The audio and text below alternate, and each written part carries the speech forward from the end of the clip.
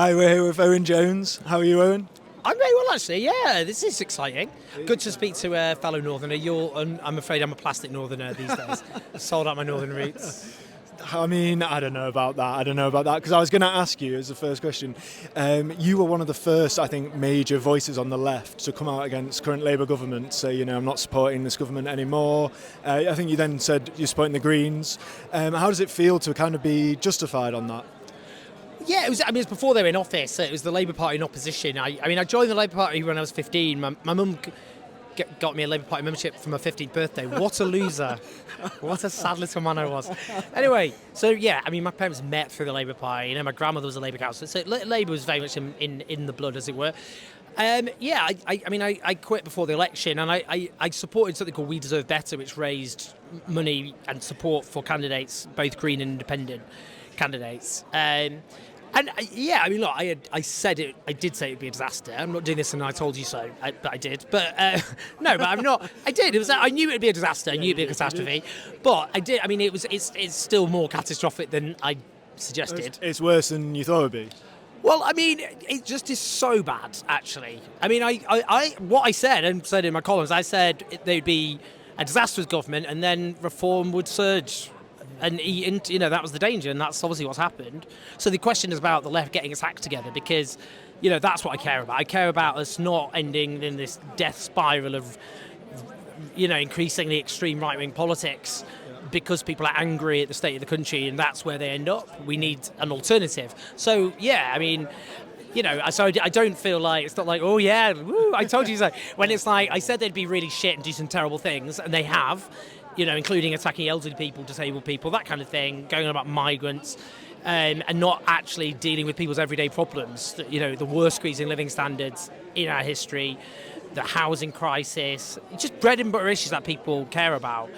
And, we just end up with Nigel Farage soaring. So I don't feel good about that. But there's no joy in being right, is there, I guess? Not if it's a shit show, no. And, so the question is, will, like the Green Party, will it and the left get its act together?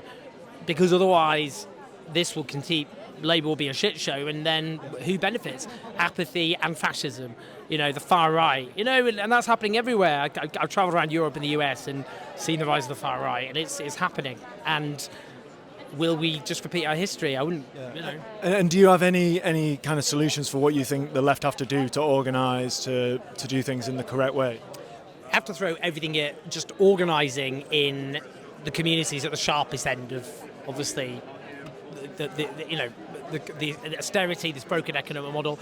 The Greens are second place and 39 seats behind Labour. They should throw everything at those seats, build up local community organisations. They should do these massive fundraisers because they need money. They're not funded by billionaires and, like the other political parties.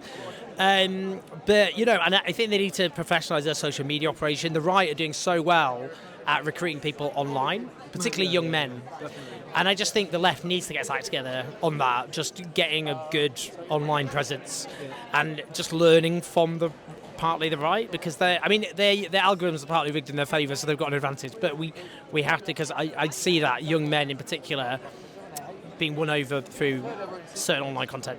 And what's your media strategy for that? Because you do a lot of media content. How do you think that you can reach disaffected voters, people who feel that the right offers them the solutions they're looking for?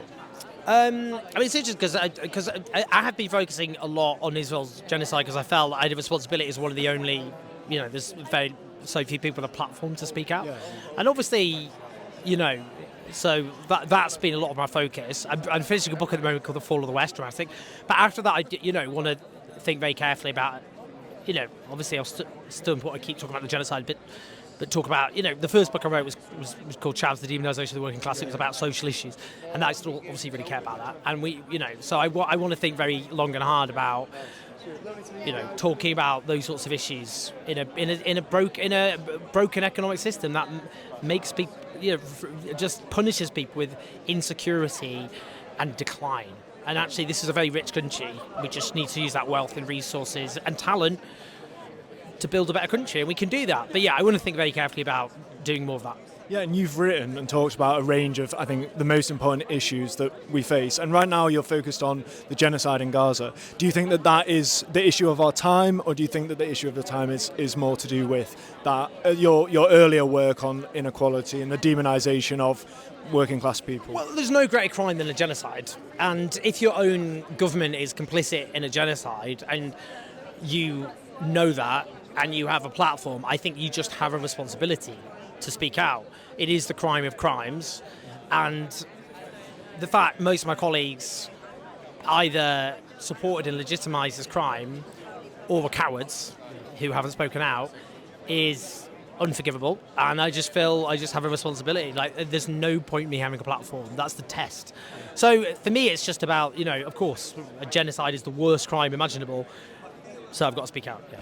I think really well said. And thanks for your time, Owen. The last thing I just wanted to ask you is, for especially Northerners, people who live in Manchester who maybe feel let down by politics, feel like politicians don't care about them, what would be some words of hope for them, or something you'd say to them?